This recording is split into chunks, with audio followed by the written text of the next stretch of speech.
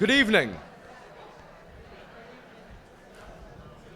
Thank you for joining us tonight at the Valparaiso Memorial Opera House for the Valparaiso Mayoral Forum between Democratic nominee Bill Durnell and Republican Party nominee Matt Murphy.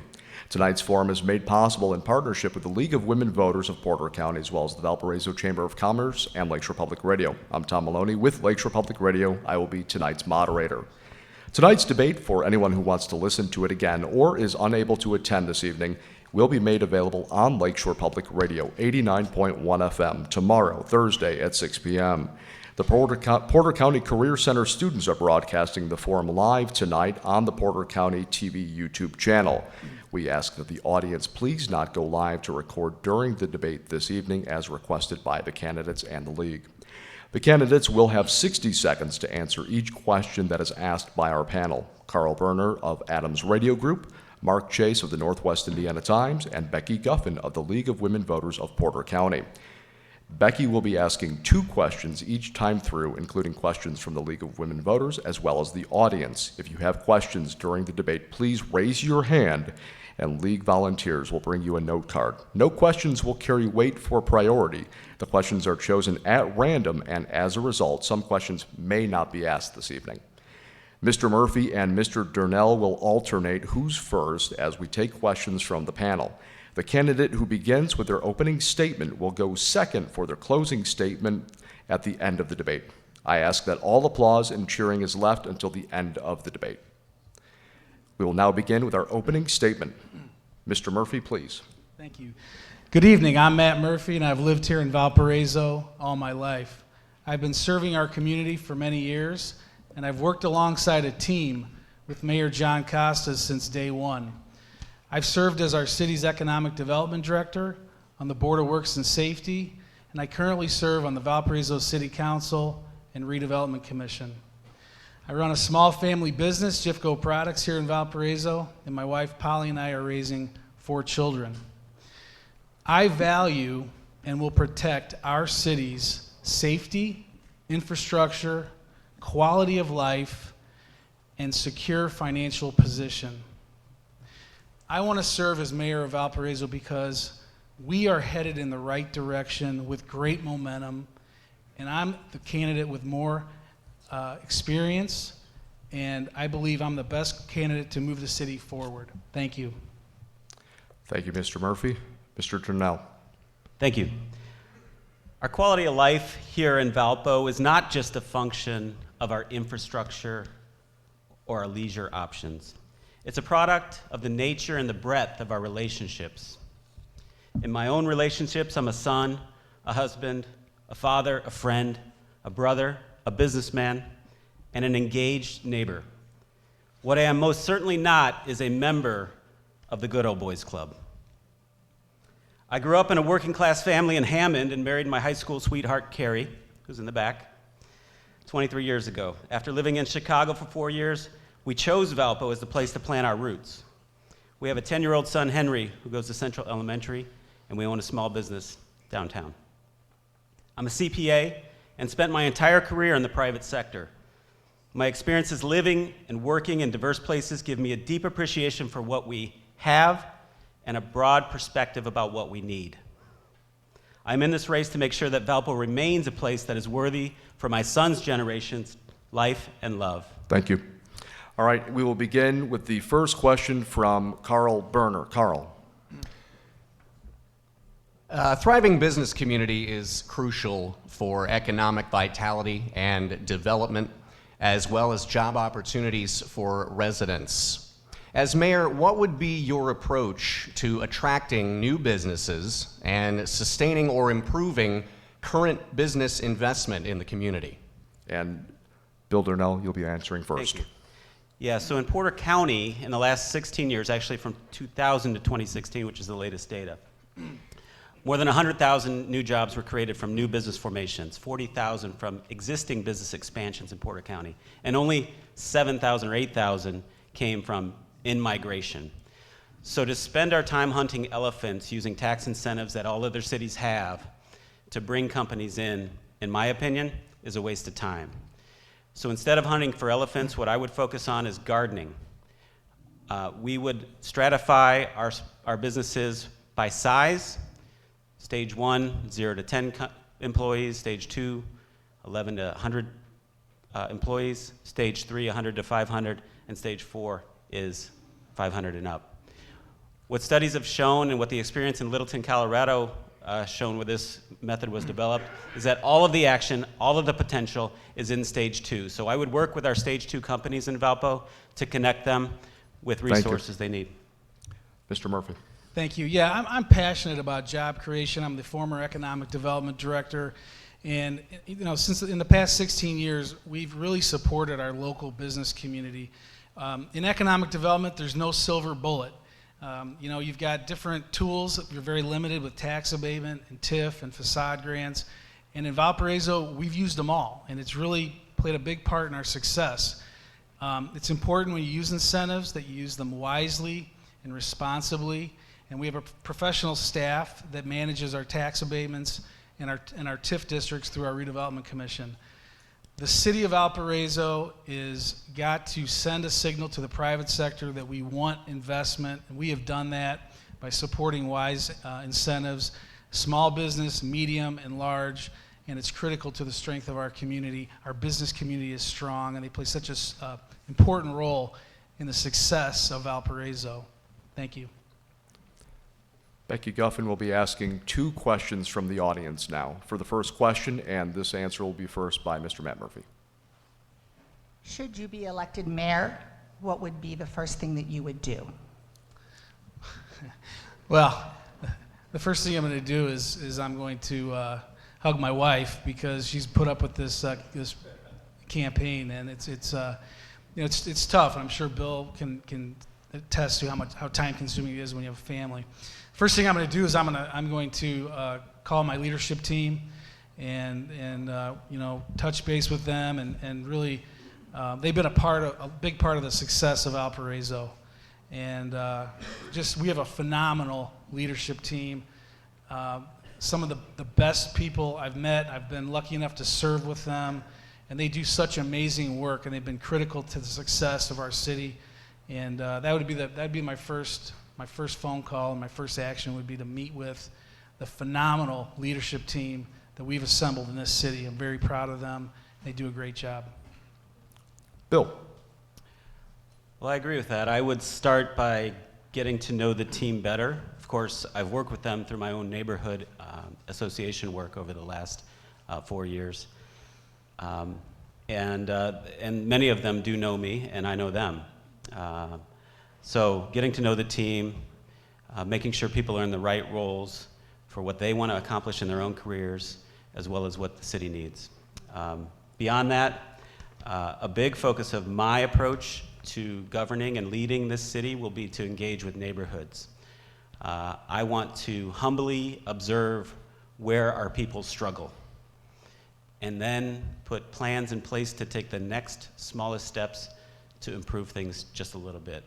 If we do this over and over again, over the long period of time, these small incremental changes will make a huge difference in the quality of life for our neighbors. Thank you. Becky with the second question. Being mayor involves working with many groups and organizations. How has your activity on local boards and local organizations prepared you for mayor? And this will be answered first by Bill. Sure. So as I just mentioned, for the last 4 years, I've been the president of Central Neighborhood Association. This association goes back at least 45 years that I'm aware of, and it's probably longer than that. I just haven't found the records yet. It is truly my honor and privilege to serve in this role. And we have had to fight institutions when necessary to protect our neighbors. And we have worked with those same institutions to improve our little corner of the city whenever possible. In addition to that, for the last year and a half, I've served on the board of Valpo Next, a nonprofit organization that came out of the Valpo Next planning initiative, which is almost 5 years old now, actually a little bit older. And I can tell you that has prepared me in ways where I realize just how big a plan that was and how we Thank need you. to focus on the shorter term. Matt. Thank you. In my background, I've served on the Porter County Council. I was elected to the council in 2005, I believe. I've served on the Porter County Tourism Board. I've learned a lot about our wonderful assets in Porter County, serving on that very diverse board. I've been a member of the Valparaiso Economic Development Corporation, working with a wide variety of businesses in the community. Of course, serving on the Valparaiso City Council, working with members of my own caucus and members of the Democrat caucus to get things done. You've got to work together, and that's the great thing about Valparaiso is we work together to get things done. It's part of our culture of our city, and I am committed to continuing in that same direction. Thank you. Mark Chase. Thank you. With the great success of development in Valparaiso also comes questions and concerns about sustainable growth, including making sure road and other infrastructure keeps pace with the changes. What do the words sustainable growth mean to you? How important are they in your priorities? And how would you foster sustainable growth as mayor? Matt. The biggest challenge the city has, in my opinion, is we have aging infrastructure, so we've got to deal with that first, I think. And we've done a good job in the past 16 years paving more. We're building more sidewalks than we ever have. The number one thing that we had to tackle, when I started as economic development director, our downtown was dying. It was on life support. So before we worried about sustainability in neighborhoods, we had to turn this downtown around, and we got to work. We pumped $2 million into sidewalks. Our sidewalks were crumbling. We had a 40% vacancy rate in the downtown. Look at the transformation that is made today. And that's having a ripple effect into our neighborhoods. And I think we need to go even further into neighborhoods now in the next 4 years. But we have an aging infrastructure, and we've got to continue to focus on funding that infrastructure. So the reason our infrastructure is aging is because the past growth has not been productive. I'm a CPA, and productive growth is growth where the private investment and the tax base that is generated pays for the infrastructure underneath it. That's simple. We have not done that kind of growth. The most recent approval, the Brooks at Vale Park subdivision, when I asked questions at the council meeting or the public hearing about that, I said, who has done the numbers? Who has run the math on whether this development will pay for the sidewalks 20, 25, 30 years down the road? I was virtually laughed off stage by the moderator of that meeting, and I was offended by that, frankly, because when I look around in our older neighborhoods, as Matt said, the infrastructure's crumbling. Our sidewalks are terrible. Those are promises we broke because we haven't done the right kind of growth historically. Thank you. Carl, your question, and this will be answered first by Bill. Thank you. There's an ongoing debate in Valparaiso as far as housing and affordable housing. And I understand that there is a current study of the city's housing stock that's targeted for completion by the end of the year. If elected, what would be your approach to housing and to new housing developments? Thank you. So when that study comes in, I'm going to take it and I'm going to set it on the pile of all of the other studies that we've done over the years that say we need more, a better choice in housing, okay? We do not need another study. What we need is a more functioning market. The market is dysfunctional for a whole lot of reasons. Not all of them are Valpo-centric. Many of them are federal and state policies with regard to the housing market. But being that this is a local race in the mayor's role, I want to focus on the things that we can do locally. Those things are as follows. Number one, we need to revisit and revise our zoning ordinances to make it easier to build smaller kinds of units. That includes taking a look at lot coverage, that includes taking a look at accessory dwelling units, and that includes taking a look at parking minimums.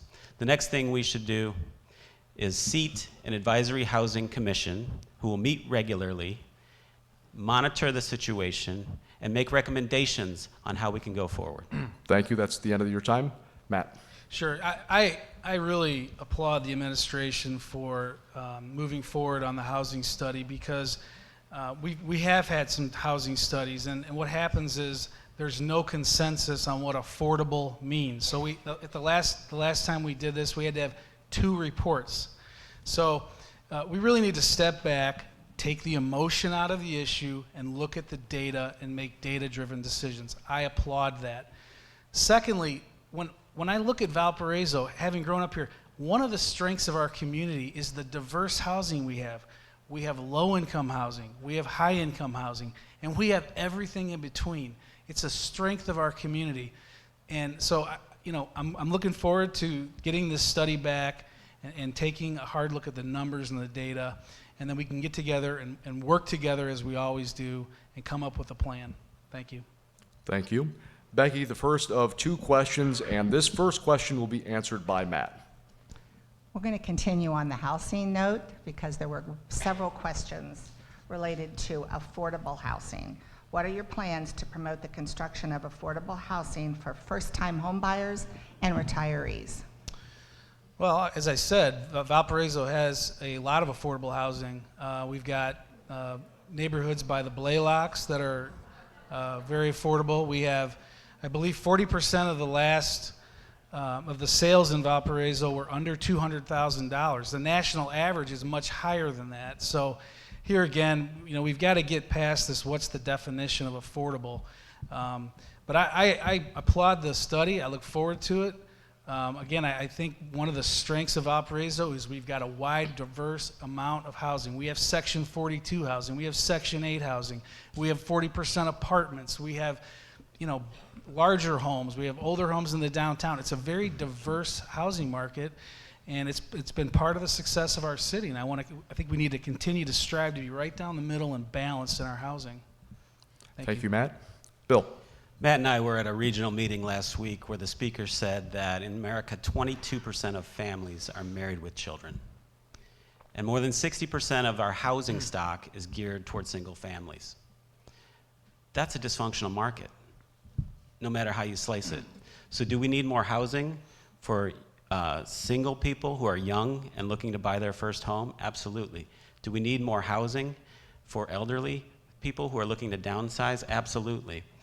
The new construction market is broken, and we are making it worse by incentivizing only the upper end, and we need to stop doing that. We need to stop doing that harm. In addition, we need to work with our nonprofits, cut the red tape, reduce their fees, and support them in the hard work that they're doing with volunteer labor, state and federal grants, and we need to that doesn't mean bringing in more Section 8 housing. It means improving the functioning of the housing market and offering a wider breadth of options for people. Thank you. And Becky's second question, this will be answered first by Bill.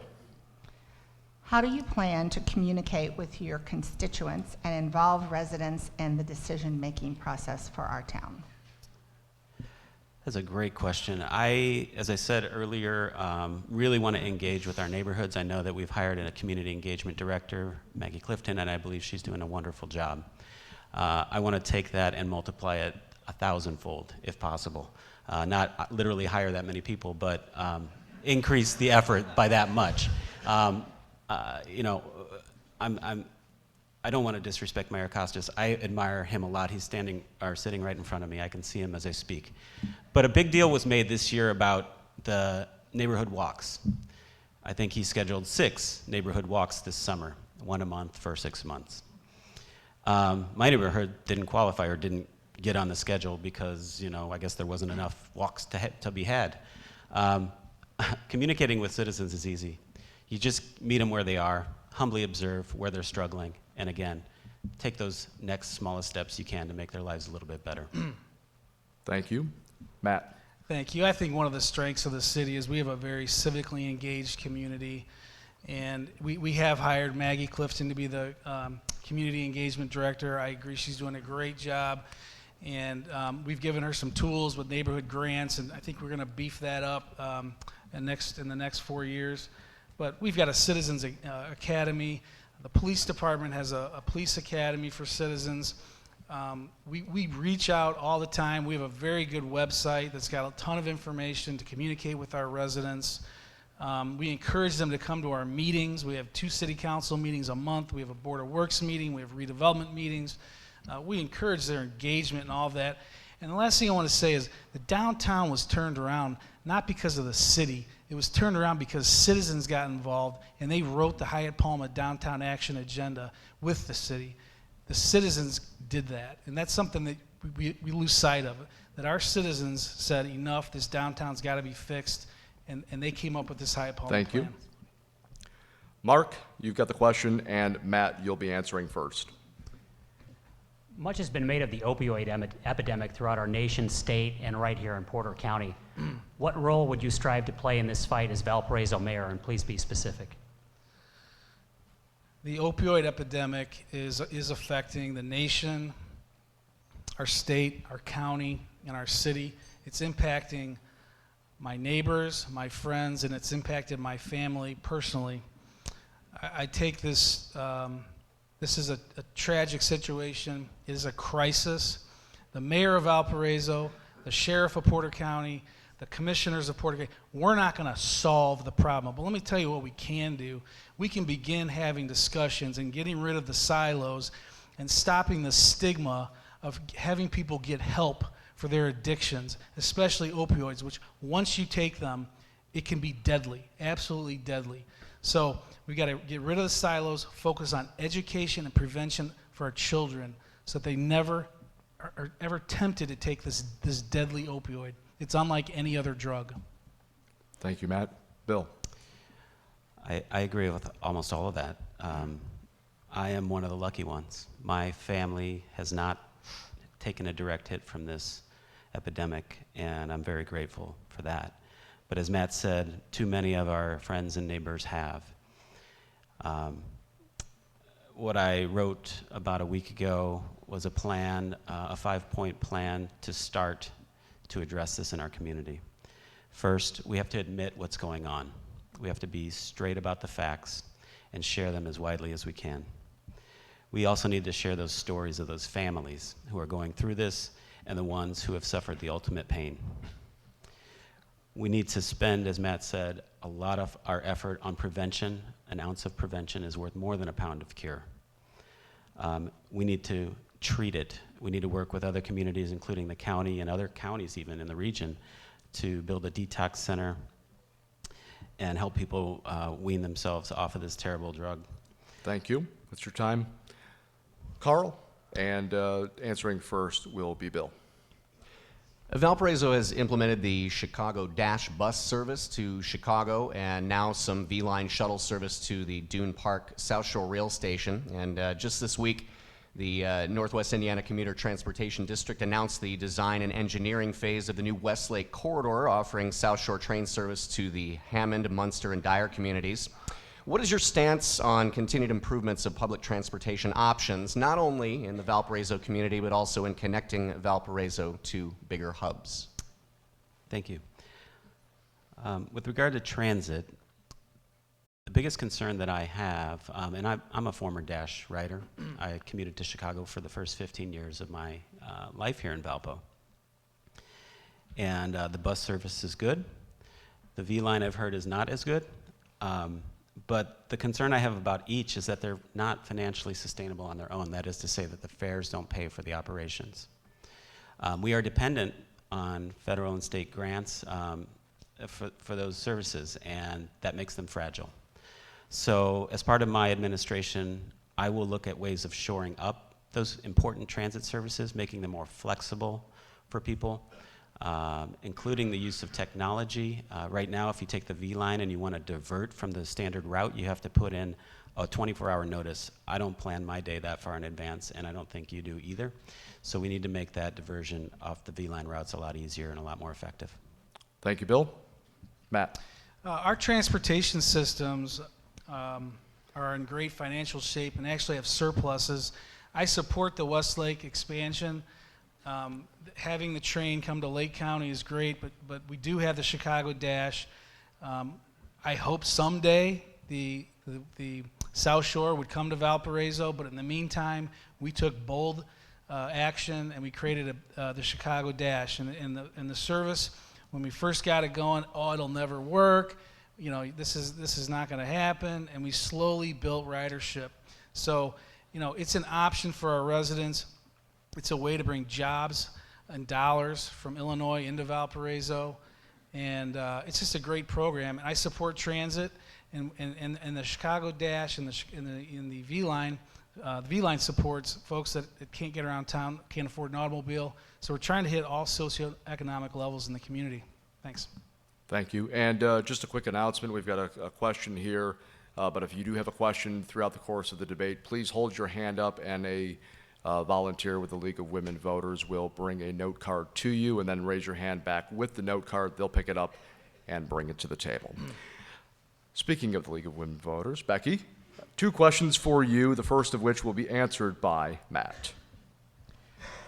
Over the last 16 years, a lot of focus has been on our downtown. In light of Kmart closing on the north side, Regal Heating closing their plant, what plans do you have for the rest of Valparaiso? Thank you. Yeah, the first thing we had to do was turn the downtown around. The downtown is the heart and soul of our community. It still is. And a strong heart helps all the other areas of our community. So yeah, 16 years ago, the city took bold action and we bought a dilapidated, failing shopping center, and we partnered with the private sector. Today we have the YMCA anchoring that facility, and it's always packed and it's beautiful. Other areas of town that the city is taking bold action on is we partner with the RDA and the state, and we bought the ANCO building, 70,000 square foot environmentally challenged building. We're cleaning it up and we're bringing in Journeyman Distillery. It's really exciting for our city. So we've got to continue to look at these areas in town that need work and take measured approaches to economic development and mitigate risk with partners. And that's what I would focus on. Older areas that we can seek partnerships and grants. Specifically, the Thank you. TOD is going to need a lot of work.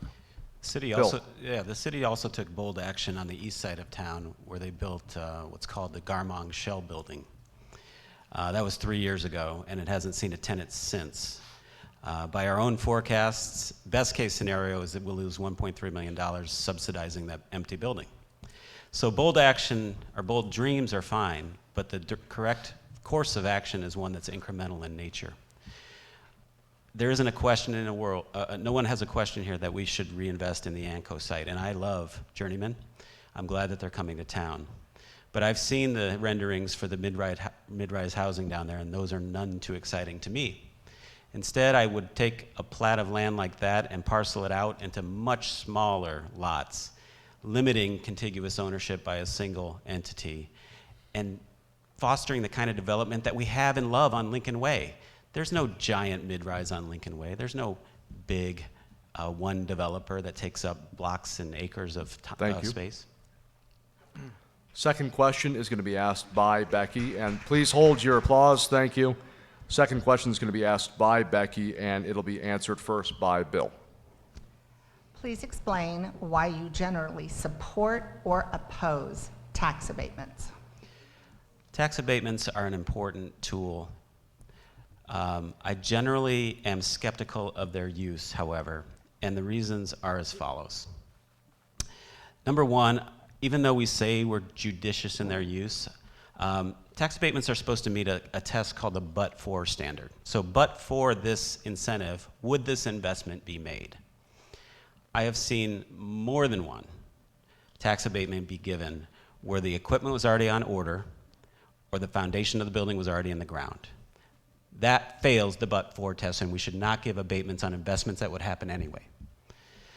The second thing I'll say about abatements is that they're actions taken by the city that are really unfair to the other taxing districts because they reduce the entire tax base for our schools, our library, our county, and if you think that it doesn't reduce their income, you're right, because they levy what they levy, but it increases your taxes. Thank you, Bill. Matt. Thank you. You know, as I said before, we're limited with the tools we have in economic development, and tax abatements used wisely and responsibly can help foster job growth in our community. And you've seen that in Valparaiso. We have used tax abatements consistently throughout the past 16 years, and that's one of the reasons we have some of the lowest unemployment in Northwest Indiana. We're sending a signal to the private sector that if you want to invest and grow your business in Valparaiso, we want you here to do that. We're not writing you a check. We're asking you to go out and make an investment. And on that future investment, all we're going to do is let you phase in the taxes. And so it's just a way to help our companies grow and add employers and add quality jobs to our community. I'm in support of tax abatements that are used wisely, as we have done in Valparaiso. Thank you, Matt. Mark, please hold your applause. Not Mark, you're not clapping, but the audience. Go ahead, I'll Mark. try to control myself. Mark, go ahead, and Matt, you'll be answering first. Yeah. Crown Point has found great success in building up a youth sports infrastructure that consistently lures in sports tourism, tournaments, and the dollars that follow. Hammond is working towards similar goals. How can Valparaiso get into this game, and what would you do to get it there? That's a great question, and we're working on our parks master plan right now. Let me tell you, I am excited. We are to the point that we've seen that we've got some opportunity in youth sports and baseball fields and soccer fields, and to give our kids some quality sports facilities. The days of us needing baseball fields at every park are really limited because of organized youth sports. So Crown Point's figured it out. Mayor McDermott is doing a great job with his youth sports plan with ice hockey and basketball and those amenities, and they're really a quality of life issue and a driver for bringing young families into your community. So I support that 100%, and I'm really looking forward to diving into how we can enhance our youth sports facilities in the city. Thank you, Matt. Bill. Folks, I like Matt. This is the defining issue between us. He is a top-down guy, and I am a bottom-up guy. I could not disagree more with the fact that we don't need baseball fields in our neighborhood parks. We just refurbished Tower Park in my neighborhood, and it is the best thing that we've got going as far as parks go. We have the Fairgrounds Park with fields already that are together for hosting softball tournaments or soccer tournaments. I want to invest in our neighborhood parks and not create yet another boondoggle out on the edge of town with a giant parking lot to lure in big tournaments. This is the defining difference between the two of us. Thank you, Bill. Carl, and being answered first will be Bill. In the past years, we've seen some manufacturing hubs leave the city, most recently with Regal Beloit's after the lengthy workers' strike for improved wages and health care benefits. What are your plans to bring in more manufacturing operations to Valparaiso, and how would you make the city an attractive fit for companies in the manufacturing industry looking to start up or to relocate here? Yeah, that's again, a race to the bottom. The giveaways we're going to have to do to make that happen are probably not worth it. The folks who rushed to win the HQ to Amazon fiasco are already regretting it. So, as I said in my opening question on economic development, I would really focus on our stage 2 companies that are already here. These are companies that have survived the startup phase. They're bursting for growth. What they need is access to market research, management training, really markets in order to be able to export their products that we're producing here or their services that we're producing here so that they can turn around and import those revenues and capital to our community. Thank you, Bill. Matt. You know, one of the strengths of Valparaiso is we have world-class manufacturers in our city. And what that does, I think an important thing that does for our community is it really helps develop our workforce. Our companies are developing skilled workers and working with Ivy Tech. So workforce is a critical issue when we talk to companies that want to expand in Valparaiso or companies that are looking to come to Valparaiso. Workforce is a major issue. And having Ivy Tech and the Porter County Technical Center working together with our existing businesses is critical. And we're seeing a lot of success. Our employers have programs where they'll send kids down to machining school in Vincennes, and then they come back and work for them for a couple years. So innovative programs like that are happening in the private sector and partnering with Ivy Tech, but workforce is key. We've got a great manufacturing sector in Valparaiso, and as mayor, I'm going to continue to promote that.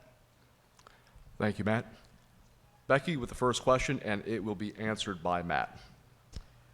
What do you believe is the role of local municipal government in protecting the environment?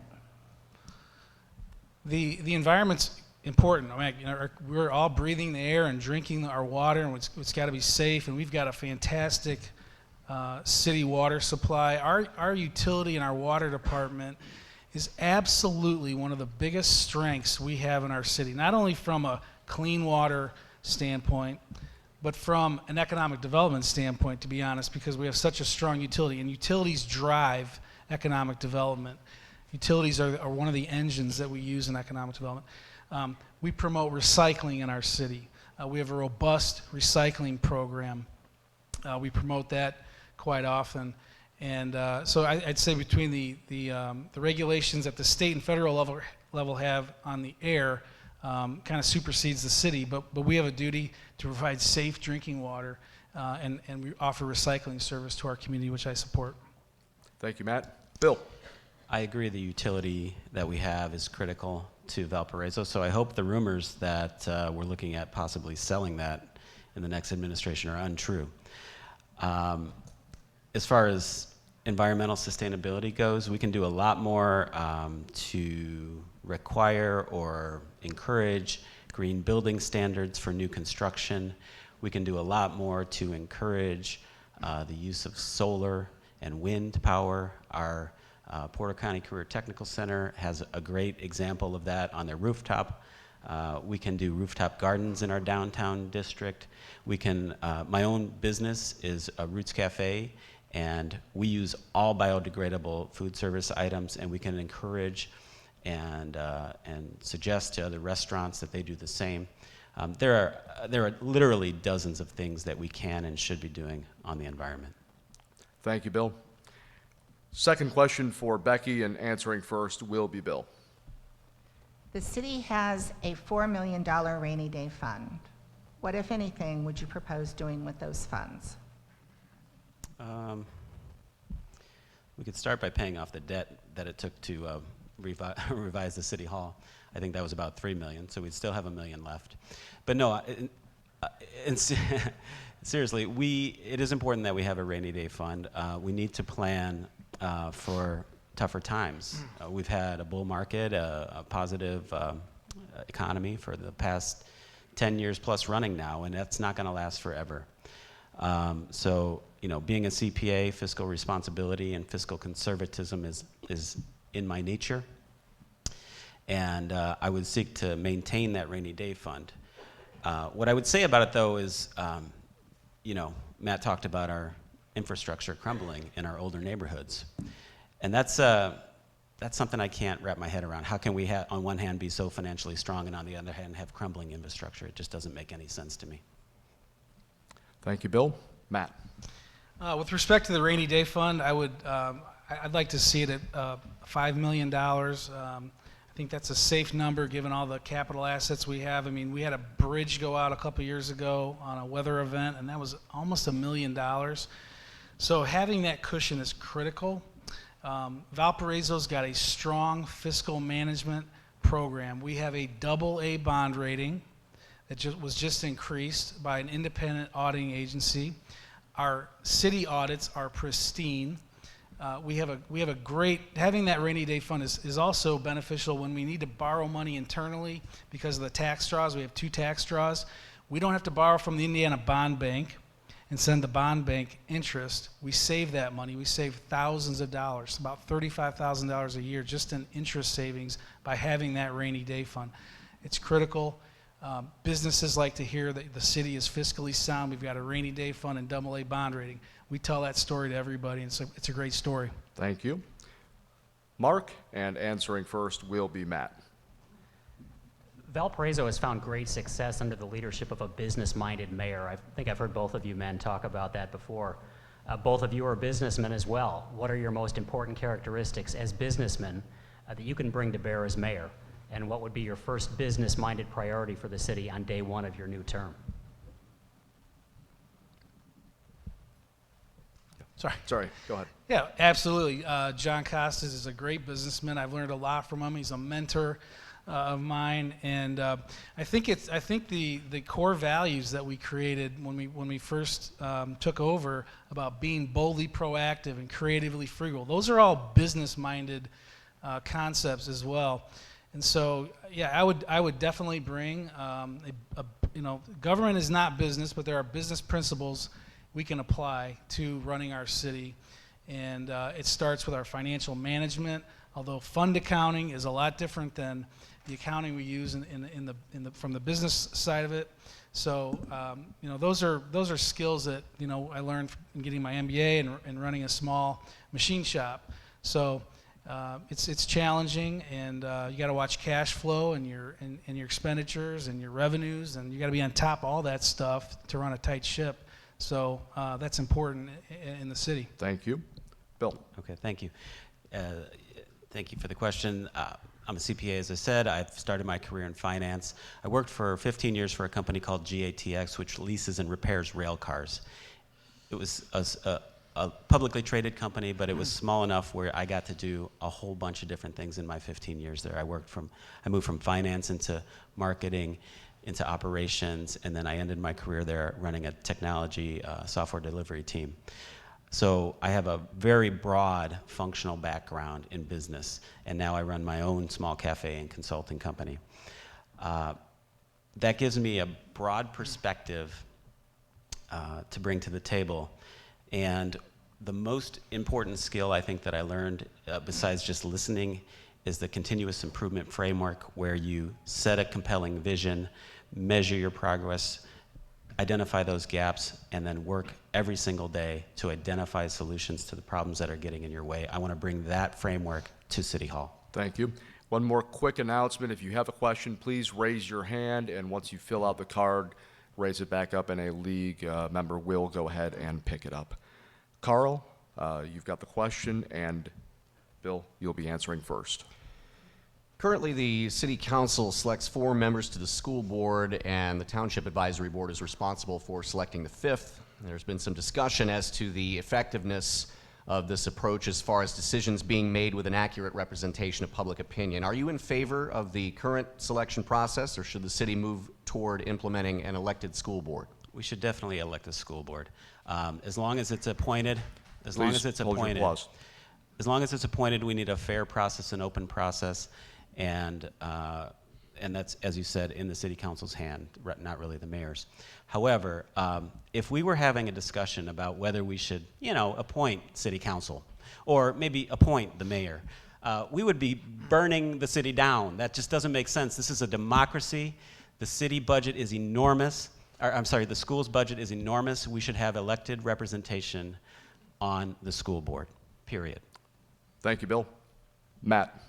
Thank you. I'm a product of the Valpo school system. I graduated from Valpo High School. I think it really gave me a leg up coming up into higher education and just my overall development. I got to say, if it ain't broke, don't fix it. I really think that our city council's role in selecting the school board, it does make our city council race very important, for sure. But we also have candidates that are vetted. They're not running for school board to fire the basketball coach like you've seen in other communities. So you're not going to get the same caliber or type candidate, I feel, when you have an elected school board. I'm not opposed to, obviously, a democratic solution is great, but we have award-winning schools, blue ribbon schools. We have the top I-Learn scores in Northwest Indiana. I really don't think we should be tinkering with it. Thank you. Becky, with the first question to be answered by Matt. How do you envision the Kmart space on North Calumet to be utilized?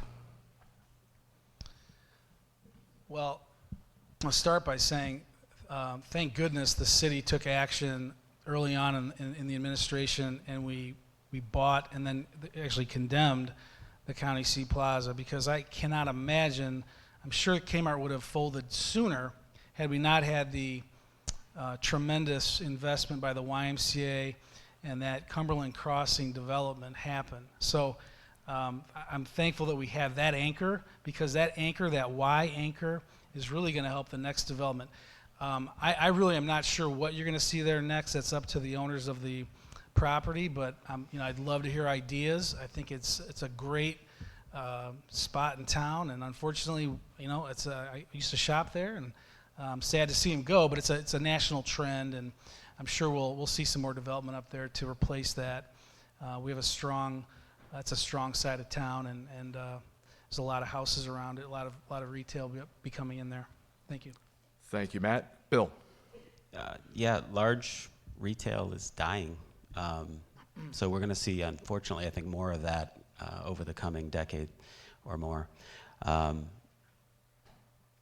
think Matt's right. The current owner is a very responsible and very responsible community citizen, and I think they'll do what's right with that property. It's really up to them, as he said. I don't have any big plans for it. Maybe that's a good spot for that community sports complex. I'm not sure. Becky with the second question, first to be answered by Bill.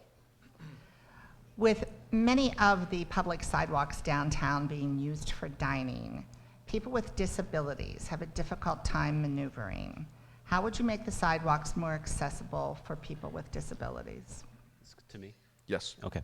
So I was in support of the recent revision to the dining ordinance, which requires now a 6-foot berth, or rather than the old 4-foot gap. So I think that has made things slightly easier. However, as I said, I have a cafe. We have outdoor dining. And what I see every day when I go to the cafe is that the gate has been moved. It's been kicked. It's been, slid. It's been knocked over. Poles and pieces of the gate have been stolen. Chairs have been knocked over. So I guess what I'm saying is 6 feet seems more than enough space for ADA requirements as long as the sidewalks are level and in good shape.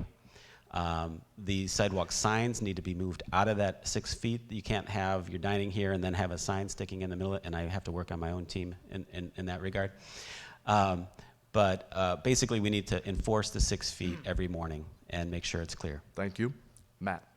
Yeah, the downtown dining is fantastic, and I know we've got some rules and regulations for the restaurants and the cafes downtown that they're really generally following, and so as long as they're following the rules, and I know that the city's gone through all those regulations, I don't see where the problem would be. They should be able to maneuver around them and get to where they need to be. And we've really spent a lot of time on ADA compliance in terms of the ramps on sidewalks as well in the city. And so when you see a new sidewalk going in a neighborhood, you'll see that the ramp so that wheelchairs can get up. So accessibility is huge, and definitely support that. Thank you. Mark, and answering first will be Matt. Let's do a fun one. The Times just organized and sponsored the South Shore Chefs of Steel competition, pitting some of the region's best brewery and gastropub chefs against one another in a live pressure cooking competition. Valpo can be proud that 2 of its local chefs made it to the final round. So let's settle the debate right now. Who's better, Lincoln Flats or Radius, and why? Matt? Thanks for putting me on the spot. I frequent both of those establishments, and I'm trying to figure out a way to artfully dodge this question while I speak into this microphone and stare into the abyss. Thanks, Mark. I'm gonna have to go Lincoln Flats. No surprise. No surprise. I disagree. That's all. That's all I got. You're making it easy tonight. Thank you. All right, a quick word of note because of time constraints and making sure that each candidate has an opportunity for their closing remarks. This will be the final time through the panel. Carl with the question, and that will be answered first by Bill. We've seen America as a whole experiencing a more vigorous social justice movement.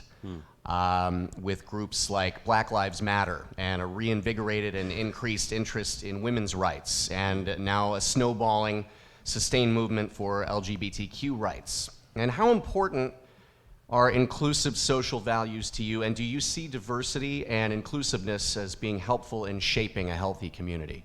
It's not only helpful, it's necessary. I've written and talked with many of my neighbors and friends about diversity issues over the past 4 years as part of my neighborhood work. I was honored to be asked to attend the Office of Multicultural Programming at VU's candidate forum just this week on Monday night. I believe all 18 candidates were invited. Only 8 attended, and all 8 were Democrats. So I'll just let that hang in the air for a minute. Valpo, there was a study commissioned by the former Mayor Butterfield that continued on until this year. Valpo has been, or has had rather, more than 2 times the number of bias incidents compared to the next city in the region, which is Hammond. And that's why it's so critically important, because we have a history to correct. Thank you. Matt. Thanks. One of the things Mayor Costas did that I really agree with was he established the Human Relations Council, an advisory council to the mayor, to get in front of a changing demographic and socioeconomic growth rate in our city. And so that's an appropriate commission that can deal with these issues. But Valparaiso is a welcoming community. We are inclusive. We support diversity. We have a university. We have corporations in town that hire a diverse workforce. So I support that. I believe we're very welcoming, and we have a Human Relations Council, which I will support. Thank you. Okay. Becky, with the first question of 2 and being answered first will be Matt. As Valparaiso continues to grow in size, how do you plan to address the growing needs of our homeless population? Yeah, one of the strengths of the city is we have an incredible not-for-profit community. Really, we thrive in all pillars of our community. We have a strong business community, a strong education community. We have a strong government community in Valparaiso and Porter County, not-for-profit and faith-based. And so we have a homeless shelter. We have a women's shelter. We have a men's day center. We have a lot of assets for underprivileged people that most cities in Northwest Indiana do not have. And so we're a very giving community. It's in our culture. We're a very philanthropic community, and our business community plays a big role in that as well. So we have a homeless shelter and housing opportunities addressing those. Thank you, Matt. Bill. The very first meeting I took as a candidate for mayor with a nonprofit was with Housing Opportunities here in Valpo. They asked me to come by and tour the facility and learn about their programs. I saw the food pantry, I met some of the residents, and I can't say enough about the work that they're doing to prevent and resolve homelessness in our community. We need to do everything we can to support them. In some cases, that means just getting out of their way. You know, a couple years ago, there was an Aurora View project that they proposed, and that came to City Council, where the city just needed to donate some land. It's landlocked, not very valuable land in the center of this plot with little access to major roads. And my opponent voted no on that. So I think we can do more to support Housing Opportunities in their efforts. Thank you, Bill. Becky, with the second question being answered first by Bill. As mayor, how would you ensure a sustainable future for the elderly in our community? Elderly. We have the Bonta Center in our park system. It's not too far from my house, and I know some people who go there regularly. I'm looking at Frances here in the front row. She's smiling. I've also talked to people who work on elder care issues, and what they've told me, and I don't have firsthand knowledge of this, but what they've told me is communities like Hobart, communities like Portage Township with their Bonner Center have more robust programming and services than we do here in Valpo. So for me, we have some best practices, it seems, in the region, and we just need to reach out and understand what those things are to improve our own Bonta Center for seniors. And then beyond that, I would look for ways to connect our seniors with our youth community, because to me, that's just a win-win. It benefits both halves of that equation. And I would like to see us pass an ADU ordinance to make it easier to build accessory dwelling units. Matt. Thank you. The city has a lot of opportunities for the elderly, and the Parks Department has a lot of programs for the elderly, and they manage the Banta Center, Senior Center, that has a lot of activities, and we have just a ton of amenities for all ages in the city. And so I think we have the fact that we have great health care in Porter County. We have transportation for the elderly in Porter County, which is actually based out of Valparaiso. We have a lot of amenities that help the elderly get around, and we have a great not-for-profit volunteer network in our city that helps the elderly all the time. Our churches, our faith-based groups. It's a wonderful place to age, and we want to continue that trend for our citizens. Thank you. The final question of the evening, coming from Mark Chase, will be answered first by Matt Murphy. Gentlemen, the city's downtown has seen an incredible renaissance in the 17 years I've lived in the region. This is a place that people want to come, people that don't live in Valparaiso, and I don't, but I love to come here. What's the next step to build off of that success, and how would you make it happen? Great. We have a plan and a blueprint that we've been using for the past 16 years, and we just need to continue to work that plan. The last update we had was in 2016, I believe, the Hyatt Palma Action Agenda update, and it gave us 3 things to focus on. Higher density housing to foster a better retail environment, and then we've got to work through some parking issues. And it's funny, when I bring up parking issues to our current mayor, he chuckles, because when we first started, he would do anything to have a parking problem in the downtown where you could virtually park anytime you wanted.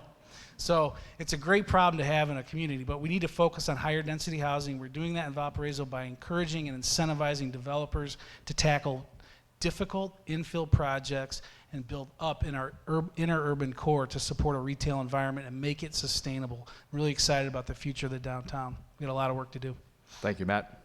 I Bill. agree. I agree with most of that. I think we should continue to build all kinds of housing downtown, and just increase the density and leverage the infrastructure we already have. I talked earlier about productive growth, sustainable growth versus the non-productive kind. Investing more in downtown, especially if it's private money, is productive kind of growth. But that said, you know, downtown's doing good. My business is doing good. Our neighborhoods are struggling. So the next plan, the master plan update that I would start on day 1 in my administration will focus more on neighborhoods than in the past. Thank you. And because Matt went first with his opening statement, Bill will go first with his closing statement. I want to thank the members of the audience here tonight and those who are watching online or on replay. Your interest in this election is encouraging. I also want to acknowledge that today is Yom Kippur, and many of our Jewish friends could not attend because this conflicts with their holiest of days. I wish them an easy fast and a meaningful reflection. I'm not a politician, but I am a leader. I've demonstrated this in my career, where I built a reputation for solving problems and improving systems. I demonstrated this in my neighborhood, where I fought against institutional powers when necessary and worked with those powers to shape our neighborhood for the better whenever possible. I'm ready not just to win, but to truly serve those especially whose voices are muted or ignored by the current power structure. I will look for and listen to those voices. I will work to strengthen our locally owned businesses so that more of the value created here stays here. I will partner with neighborhoods and nonprofits to improve our communities from the bottom up, and I will pursue the kind of growth that is financially productive for generations to come. I ask for your vote. Thank you, Bill. Please hold your applause, folks. We'll get that taken care of at the end of the forum. Matt, go ahead. Thank you. For the past 16 years, I've been a part of a team that has worked to improve our city. We've upgraded safety by adding a third fire station, adding ambulance service, and building a new police station. We've upgraded infrastructure by paving more roads, building more sidewalks, improving our utilities, and adding transit services. We've made maintenance a priority and built a new public works campus. We've transformed our downtown with the extraordinary Central Park Plaza. And this week, we are moving back into our historic landmark, 100-year-old, newly renovated City Hall. Importantly, we've done all of this responsibly using grant funds, existing properties, and smart design. In fact, we've managed to build up a rainy day fund of $4.3 million. I am eager to continue my service to Valparaiso by serving as your mayor, and I'm asking for your vote on or before Tuesday, November 5th. Thank you.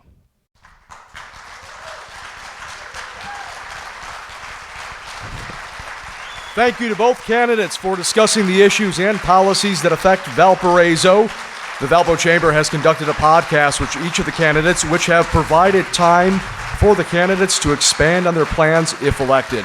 You may find these podcasts on the Chamber's social media, Facebook site, and its website. Each podcast interview lasts about 30 minutes.